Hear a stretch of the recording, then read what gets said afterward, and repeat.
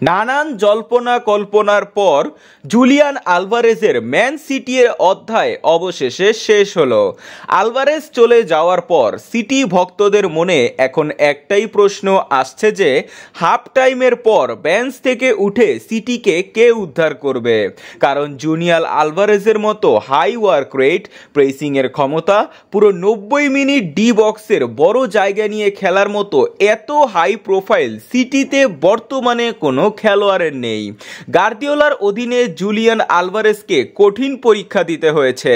তার অধীনে ম্যানচেস্টার সিটিতে 54 গোলের অবদান রাখেন তিনি। ম্যানচেস্টার সিটির প্রতিটা খেলোয়াড়ের ব্যাকআপ থাকলেও আর্লিং হ্যালান্ডের ব্যাকআপ কেউ ছিল না। শুধুমাত্র তার পজিশনে জুলিয়ান আলভারেজই পারত সেট হতে। গত সিজনে আর্লিং হ্যালান্ড টানা 11টি বিগ ম্যাচে কোনো গোল করতে পারেনি।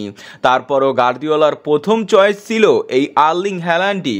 পেপ গার্দিওলা তখন চাইলেই আলভারেজকে হালান্ডের রিপ্লেস করে মেইন সেন্টার ফরওয়ার্ড হিসেবে পুরো সময় খেলাতে পারতেন, কিন্তু তা তিনি করলেন না।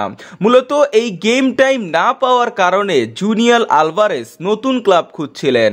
তখন কোনো দিক না ভেবে অ্যাথলেটিকো মাদ্রিদে যোগ দেন এই আর্জেন্টাইন সুপারস্টার। নতুন সিজন আসতে এখনো বাকি 3-4 দিন। সাধারণত প্রতি সিজনে ম্যানচেস্টার সিটির মতো বড় ক্লাবকে 50টিরও অধিক ম্যাচ খেলতে হয়। আবার সামনেই আসতে চলেছে ফিফা ক্লাব বিশ্বকাপ। তখন ম্যাচের সংখ্যা বেড়ে দাঁড়াবে 70+। এত ম্যাচের ভিড়ে রয়েছে FA cup, premier league, champions league. বোঝাই যাচ্ছে খুবই ব্যস্ত সময়সূচি পার করবে ক্লাবটি। তার সাথে এমনও হয় যে এক সপ্তাহে 2-3টা ম্যাচ খেলতে হয়। আবার বিশেষ করে ম্যানচেস্টার সিটির জন্য ডু অর ডাই মোমেন্ট তো সবসময় থাকে। এত ম্যাচে খেলোয়াড়দের ফিটনেসের উপর অনেক চাপ বাড়ে।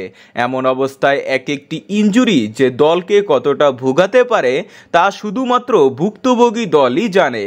এখন প্রশ্ন একটাই আসছে যে এত ম্যাচের ভিড়ে হালান্ড যদি ইনজুরি হয় তবে তার ব্যাকআপ কে হবে?